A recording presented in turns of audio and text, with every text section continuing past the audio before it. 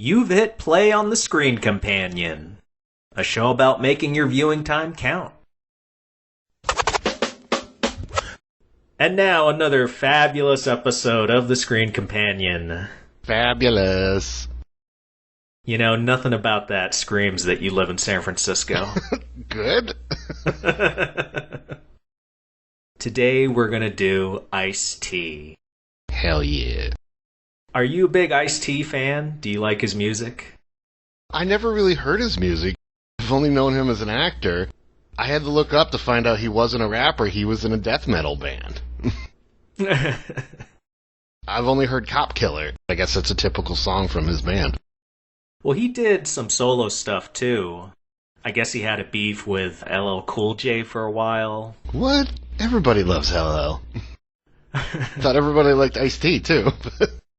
I love Ice-T. The drink. On a warm summer day. I'm sure the man Ice-T would be pretty cool to meet on a warm summer's day. So it's great that we can approach this as a couple of film buffs. Since we are talking about rappers turned actors with Ice-T, in general, what do you feel about celebrities in other mediums trying to make that transition to acting? Honestly, I'm all for it, because there's a lot of musicians, with the exception of Jared Leto, there's a lot of musicians I didn't know were musicians. I thought they were just actors. I was watching a Cher movie the other day, and I forgot that she had a musical career.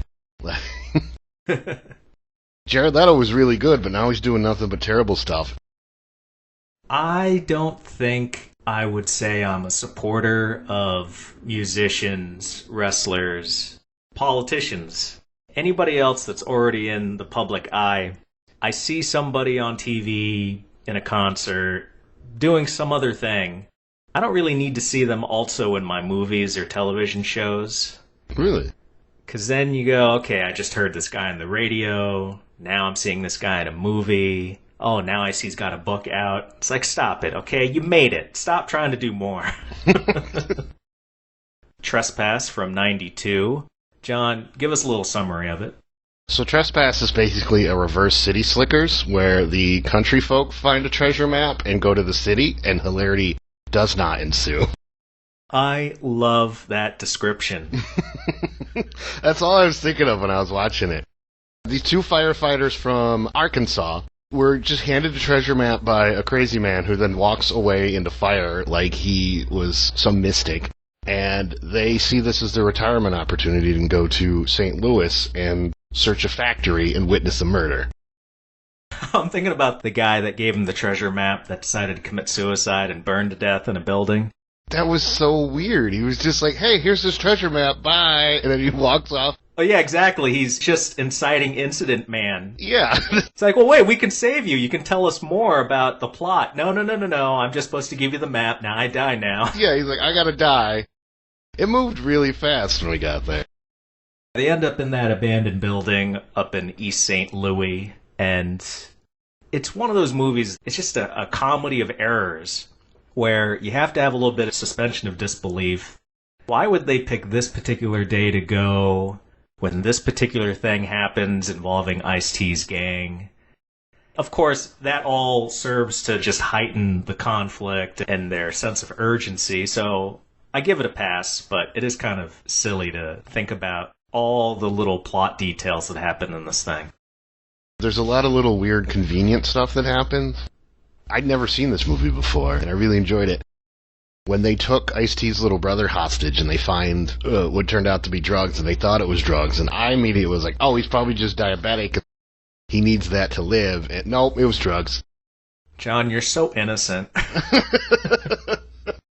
So let me get this straight. You think when you go out onto the streets of San Francisco, all those guys are just diabetic? Yeah, they need their insulin. And it makes them sleepy. Wow, they must be nursing students and they're practicing their techniques with the needles. It's just sugar water and they need to get it right. I don't know why this guy asked me for $50. Maybe to help with his nursing tuition? Yeah, med school's expensive. So Ice-T plays the leader of this gang, King James, and we've got a whole cadre of people around him. Something I noticed between both the movies today, they're just filled with character actors. Both of them were like all-star casts. I don't know about Trespass. I feel like Surviving the Game was straight to video, and that, I think, had 2 Oscar winners in it. No, Surviving the Game got released theatrically. Did it? And it bombed. Okay, it definitely bombed. I don't recall it being ever in theaters. Let's list some of the actors in this. You got Bill Paxton as one of the treasure hunters. He's a firefighter along with William Sadler, who I can't think of any bad William Sadler movies as far as his performance goes. No, I think he's phenomenal in everything. He was the dad in Wonder Falls. He was Death in Bill and Ted's Bogus Journey, and he was phenomenal. I really liked him in Demon Knight. The same director, correct? Of Surviving the Game. Yeah, oh, okay, that's what I remember doing little research. Yes, he was really good in Demon Knight. We also have Ice Cube. I swear, the moment I thought, Ice-T and Ice Cube ever been in a movie together, he showed up in this movie. It was eerie. Is there anyone so good at looking annoyed, angry as Ice Cube? Yeah, he's got that whole chewing his lip thing down. Yeah, like... where you don't know if he's frustrated or if he's going to punch you. Between all these guys, it really takes advantage of just one location, this rundown... was it an apartment building or a factory? I wasn't entirely sure. It was a factory that might have been a speakeasy at some point. Wasn't that the point of the door into the room they were hauled up in? Yeah, what did they call it? The P-catch or something with the slidey door? Yeah, P-catch for Prohibition security. They're checking out the building, the two of them, and they're like, wow, this is a really secure building. Wink, wink. Nobody's going to get through this door. It's helpful that because they're firefighters, it makes more sense why they're carrying around certain equipment and how Bill Paxton at one point can rappel down a building because he's probably trained for that before. Didn't that sequence end with him just thudding on the ground anyway? He busted through a window. That's pretty much the extent of the action scenes in this. Yeah, there's a lot of busting through windows. And as for the motivation for why Ice-T's people would be carrying guns, they're gangbangers. That would seem to be the end of it. This was definitely, they made no qualms about making this a white people versus black people situation. What I looked into for this movie, I guess the director, Walter Hill, he wasn't trying to go for anything political as far as race goes. He said that it just appeared in the story by virtue of the fact you've got these guys from Arkansas coming up to East St. Louis. Eventually somebody's going to say something racist. Yeah. What do you think makes this movie work so well? I think it works because nobody is in it together. Everyone seems to be against each other, so every scene, you can't relax. No one's safe. You have to be worried about everybody at all times. Because of the greed over the gold. The greed over the gold, every situation, everyone has a different opinion, and they voice their different opinion on how everything should be approached. From the gold, from how to get into the room, how to save Ice-T's little brother, posing as a cop, how to deal with the real cop. Drugs was involved at one point. It allows you to really invest in the dilemma that Bill Paxton and William Sadler have, which is they're at that building to do one thing. All of a sudden, they're surrounded by gangbangers. It's not vampires or zombies. It's real-world people you might encounter. And if you're stuck there, how might you try to get out of this room? So it's instantly identifiable. Yeah, and I think the only reason they're able to get out is because of their real-world skill, not some supernatural element that they may or may not have. What do you think is Ice-T's best quality in this performance? Loving older brother. He does a real good job of worrying about his little brother. He's angry, but he's trying to keep it together. Like, you could see the conflict in his face, the worry for his brother. In this movie, there's, at some point there's like 7 or 8 of them. Quite a big group. Yeah. He really is the only one, besides maybe his younger brother, that gets any sort of backstory to play off of. And you're right, he does it admirably. I wouldn't consider him a phenomenal actor, but I did feel like in this he really pulled off not being a caricature of what you might think a gang leader is supposed to look like or sound like. Especially the way he was dressed compared to the rest of them. There's a sophistication there that only the tall guy. I don't remember any character names. I just want to call him by their real name. I think that was Raymond the Pimp. Was that the character name? Yeah, I mean, they called him a pimp, but he's not literally a pimp as far as I can tell in the movie. He's the type that has the hardware that they use to try to beat down the door. He's people who knows people. He's the smart guy. Not a real pimp, but dresses like one. He definitely had pimp qualities, and he talked his way out of a police ticket really well.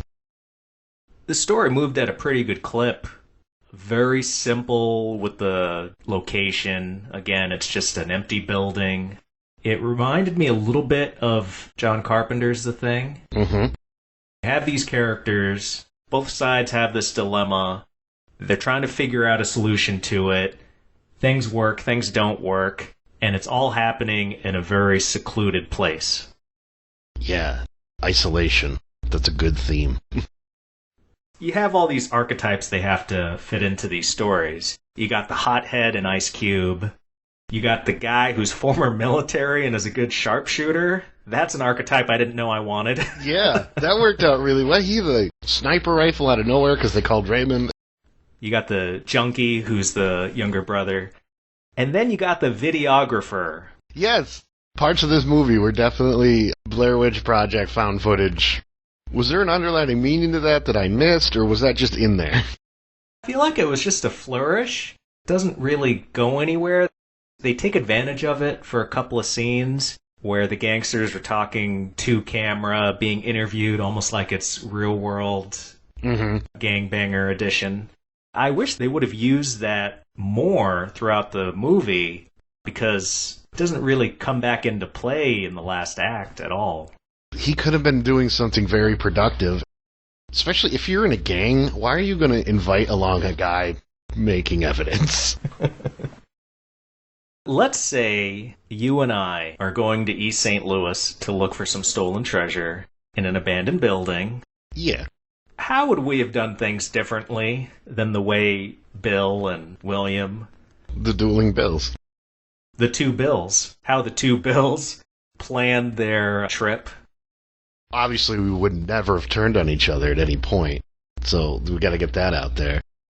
That hand-drawn map, how did they know? Right, it was just a hand-drawn map and, like, a piece of paper that said there was treasure there. And that was it, and they found their way to East St. Louis with this. It might as well have been a crayon and, like, a hand-traced turkey. The quality of this map.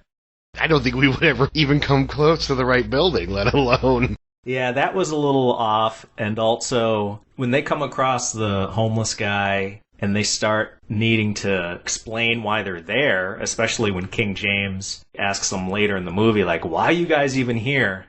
It doesn't seem like they even once considered having a cover story, and that would have been my contribution. There's a chance this might not be an abandoned building. What's our story going to be, John? And then we'd come up with something. Oh, that's a good plan. We definitely would have come up with something. We've been like, we're building inspectors, and we need to turn this into a cheese factory. Because there are multiple times in this movie where people are asking them, what are you doing here? They could say... We're real estate investors, and we want to buy this building. We're gay for each other, and we wanted to find a secluded place to touch one another. This factory is definitely our kink. Hey, so there's a scene where they're really trying to hash out their disagreement, find some common ground, and that's when King James asks them, what are you guys even doing here? How am I supposed to know I can trust you? That's when you say, we're gay lovers. And I think there would have to be a little part of King James that goes, well, okay, that explains it. Yeah, because he's not going to want to know more past that. That character's not going to want to know more beyond. It was like, oh, they're here for butt stuff. Okay. And it would explain why they didn't want to say why they were there. It's like, what are you hiding? We're gay. Oh, okay. Yeah, because that was still a stigma in the early 90s. Are there any other comments you'd like to make about Trespass?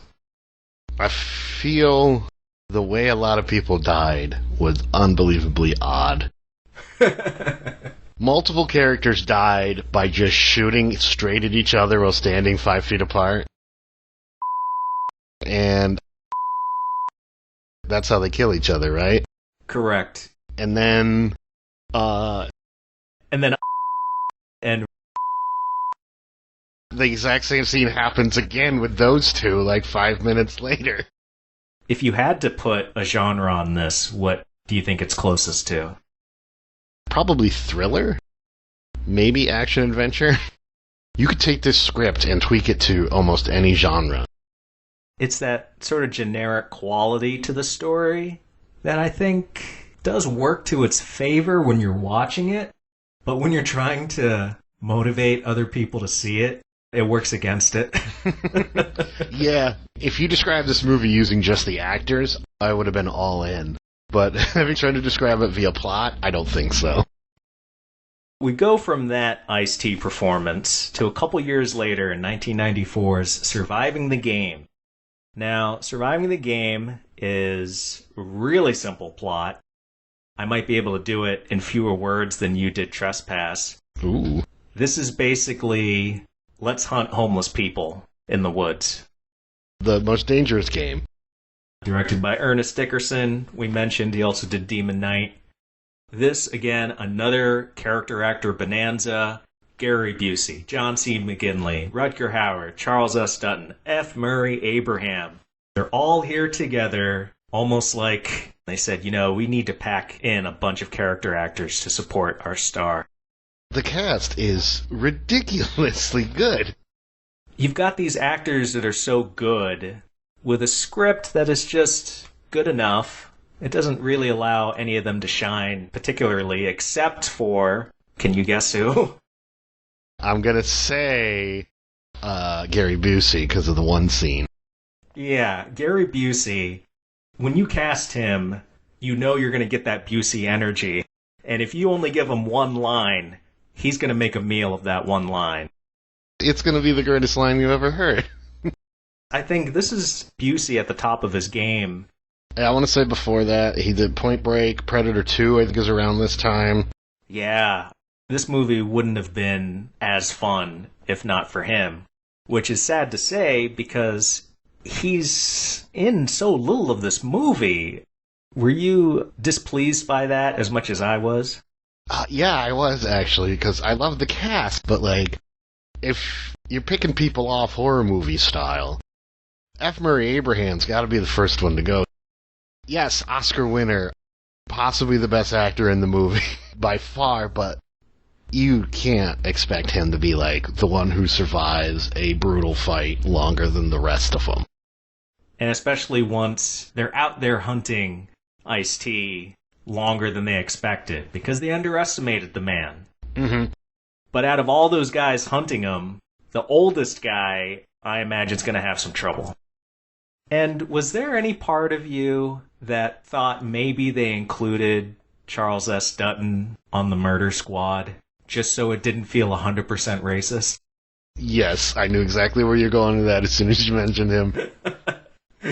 I absolutely feel that way, 100%, because it definitely felt like a class thing. The rich white dudes are hunting this homeless black man, and so they had to put Dutton in. Who's a humanitarian? He volunteers at homeless shelters? Why is he hunting people for sport? Well, that's his cover. But when you watch the scene earlier in the movie when he convinces Ice-T to take a plane ride with them, ostensibly as their hunting guide, I want Dutton to wink at the camera or something as he's giving his impassioned plea for Ice-T not to give up on life because he's homeless. Because he sounds like he's serious. It sounds like he's in a different movie, a drama about getting a homeless man back on his feet. So when you see him later, he's practically shaking to taste that blood and shoot somebody. It's that doesn't look like the guy I saw earlier in this movie. When they're talking about the pig, it's basically the same thing, because he picked out the pig to eat, too. He's the one who picks the livestock, basically. And I think that's what they're trying to liken it to, of knowing how to pick them. You're right. Felt like a different movie entirely that he was in. It's the dinner before the next day when Ice-T finds out he's the one they're going to hunt. And everybody in that scene, when they're talking about the pig, when Busey is turning the pig's head to Ice-T and telling him to look at it so he's consuming its soul, it feels like everybody in that scene knows that they're conning Ice-T. And then you got Dutton talking about picking the pig. And again, I don't feel like he's showing anything where he's chuckling under his breath going, we're going to hunt you tomorrow. I don't know. Maybe he didn't read far into the script. Just didn't know. How do you think Ice-T shines in this movie? Like you said earlier about him wanting to give up on life and then finding his will to live. It's always nice to see when the actor has the visible arc. The Thor movie is another good example of you can just see how he has actually changed. They don't have to do subtle things to show you. And Ice-T really shines showing his arc. And he's really good at playing contempt for the upper class. As he should. They ended up trying to hunt him. Well, even before the reveal, they pepper it with little instances of the rich drinking their expensive wine and offering Ice-T a whole pack of cigarettes that for him would probably take a month to scrounge enough money together to buy it. And he just sneers at them so well. Yeah, because he only wanted the one cigarette, and Busey's like, no, take the whole pack, because I'm not going to touch them now. Let's get to our favorite moments. The standout scene in this movie where Busey is busting out of the burning cabin, screaming, holding a knife. It's just so batshit crazy, and it's a little scary, but also it just injects the movie with a lot of energy. And then, within a couple minutes of that, Busey's already dead. That is the biggest sin this movie commits. I agree, and I blame F. Murray Abraham, because I think they're just like, oh, we got an Oscar winner up there. And they totally set up that Abraham should have died upstairs, and then they're just like, no, he gets out fine. He just wanders out of the house, casually. Oh, you're right.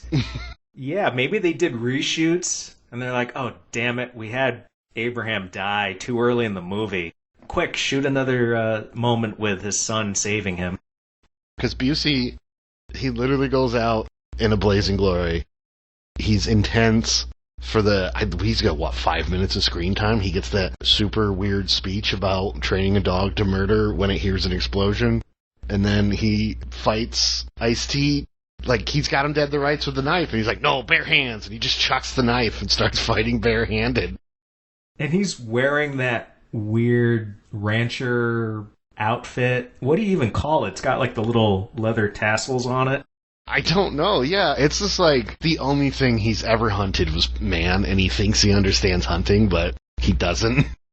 And it's just a classic push-in, a slow push-in as he's talking about raising that pup and ending up having to kill it. A little part of me always thinks, is he so good at this because he's just recounting a story from his own life? Yeah, like, I think I read somewhere that he wrote that, or ad-libbed it or something, and so that's, like, from his mind, and I think you're right. There's a good chance that just happened to him as a kid. There's a line that I wrote down. Busey tells Ice-T, allow yourself to feel your primal essence.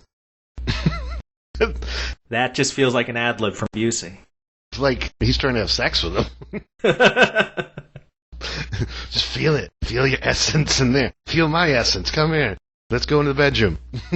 Let's go to a factory in East St. Louis. That would really make the story pop. You keep Busey in longer in the movie, and then it turns out, yeah, he's hunting him, but he's also generated an attraction toward him, too. Like a praying mantis or a Black Widow type of situation at that point. Because what's scarier than a man hunting you than a man saying, I also want you sexually?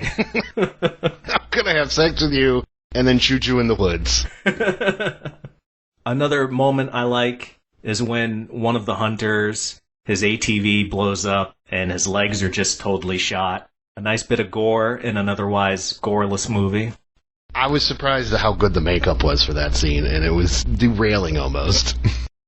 Let's talk about Rutger Hauer for a moment. Why did they make him the big bad of this movie? He just fell flat in that regard. Did a great job acting, but he was, I think, a little too subtle for the audience to connect to him. Busey, I think, would have worked better as the big bad. You can't have Busey's energy next to subtlety in the same shot. Yeah, it doesn't work well. Is there anything that you think sets this apart from other man-hunting man films? I think how they handled the deaths and the orders. It wasn't just, aha, I got one, like a horror movie, but like how he handles John C. McGinley was a lot of fun. There's some F. Murray Abraham moments in there that I do not buy him as an Oscar-winning actor. I loved him anyway. The biggest thing for me that sets this apart is that Stuart Copeland score.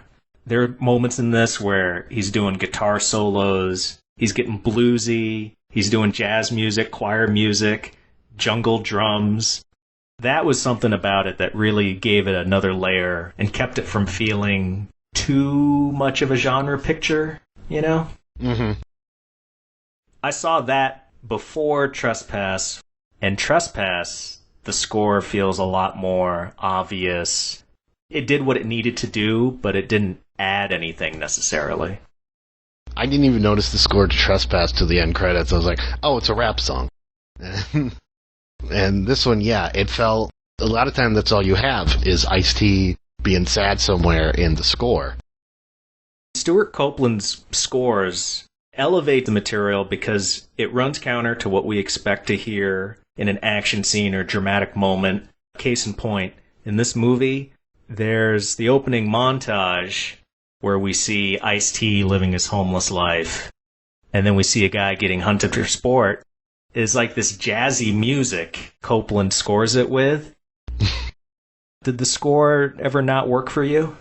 I thought it worked really well, especially in the beginning when he's just wandering the streets alone right after his homeless buddy passes away.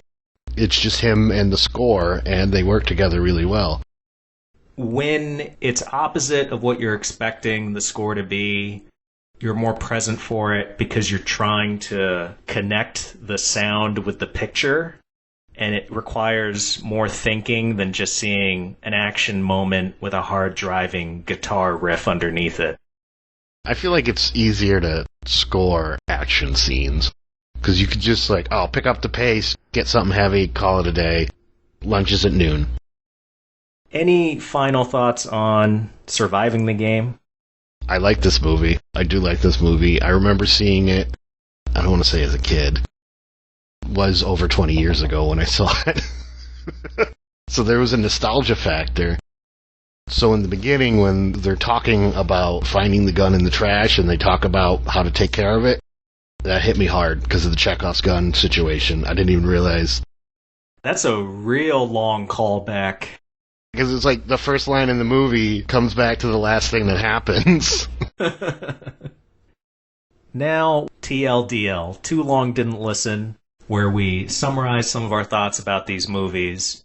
I'm going to ask you some questions, and I want very short answers, possibly one word, if you can keep it to that. So here we go. What's a worse title, Surviving the Game or Trespass? Trespass. Can I do a quick explain why? Sure. When I looked it up on Amazon, there's 7 different movies called Trespass. And I kind of feel like Trespass is a little... It's like they're trying to be artsy. Wouldn't you rather say Trespassers? Trespassers, trespassing, treasure hunting would have been a better time.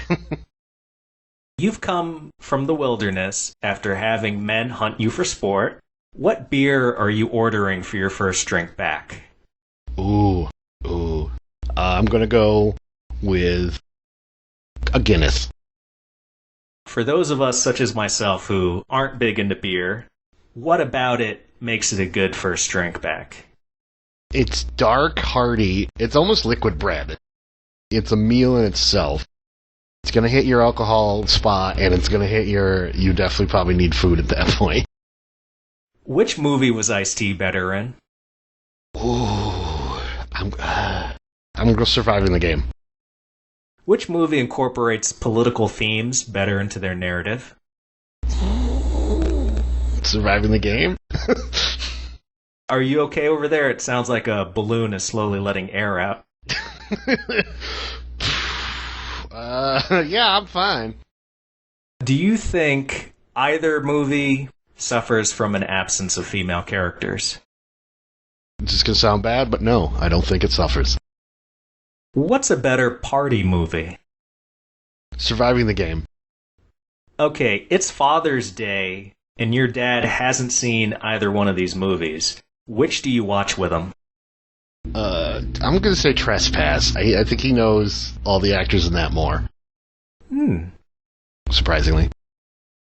You're forced to show one of these movies in a high school civics class. Which one would make a better term paper? I think Trespass. Any final thoughts? Ice-T, you the man. Everybody loves you in Law and Order.